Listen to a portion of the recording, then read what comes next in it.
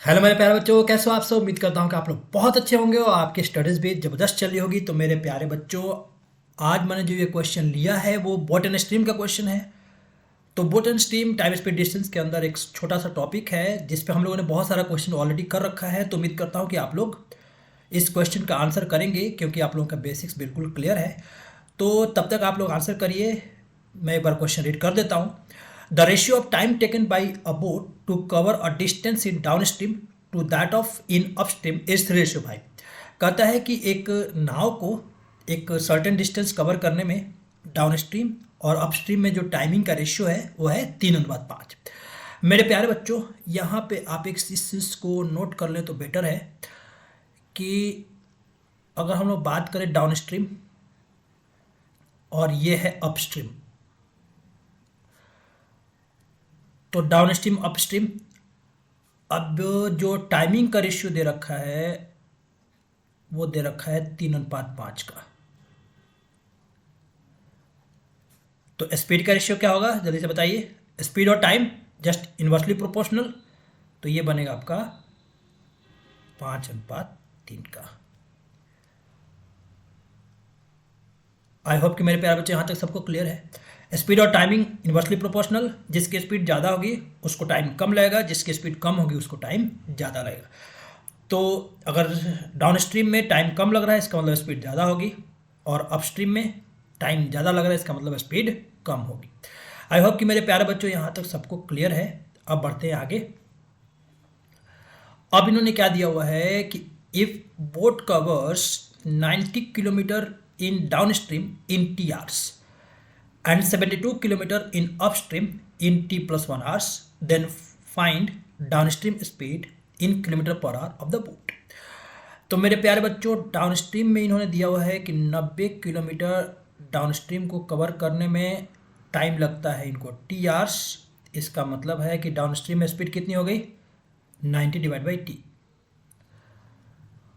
Upstream में 72 kilometre cover करने में समय लगा है t plus 1 आवर्स का, तो ये बनेगा t plus 1, राइट। तो डाउन स्ट्रीम की स्पीड है 90/t, अपस्ट्रीम की स्पीड है 72/t plus 1, और जो रेशियो दे रखा है वो दे रखा है, क्या रेशियो दे रखा है, ये 5:3 का। उम्मीद करता हूँ कि मेरे प्यारे बच्चों अब इसको आप कर पाएंगे। 18 से कट कर लीजिए, 18 से 5, 18 से 4। अब इसको जल्दी से सॉल्व करिए और आंसर बताइए कि क्या आंसर आ रहा है। ये 5/t और ये बन गया आपका 4, और ये t plus 1 ऊपर चला गया, और रेशियो क्या है 5:3 का। अब यहाँ से 5 कैंसिल हो गया, 3t plus 3 ये है 4t, तो यहाँ से जो t की वैल्यू आ रही है दैट इज 3। इसका मतलब t की वैल्यू आ गई 3 आवर्स। अब हमारे से पूछा गया है कि डाउन स्ट्रीम में स्पीड क्या है, तो डाउन स्ट्रीम में d, और इसकी वैल्यू कितनी 90/3, तो 90 को 3 से डिवाइड करेंगे तो क्या बनेगा ये 30। चलिए एक बार हम लोग देख लेते हैं कि किस ऑप्शन में है ये 30 किलोमीटर पर आवर। एक बार ऑप्शन चेक करते हैं हम लोग किस ऑप्शन में है, तो ये ऑप्शन नंबर डी में 30 दे रखा है, तो यही इसका आंसर बनेगा। तो उम्मीद करता हूँ कि मेरे प्यारे बच्चों आप सभी लोगों को ये कॉन्सेप्ट समझ में आया होगा। एक बार आप कमेंट करके जरूर बताइए कि जो कॉन्सेप्ट हमारे चैनल के माध्यम से आप तक डिलीवर करने की कोशिश की जा रही है, आप तक पहुँचाने जाने की कोशिश की जा रही है, वो आप तक कितना पहुँच पा रहा है, और आप लोगों को जो चैनल से वीडियो से कितना बेनिफिट हो रहा है। अगर आपको चैनल से बेनिफिट मिल पा रहा है तो प्लीज़ चैनल को सब्सक्राइब और लाइक जरूर कर लें, और बेल आइकन को प्रेस कर लें ताकि चैनल से जो नोटिफिकेशंस आप तक एट द सेम इंस्टेंट पहुंच सके।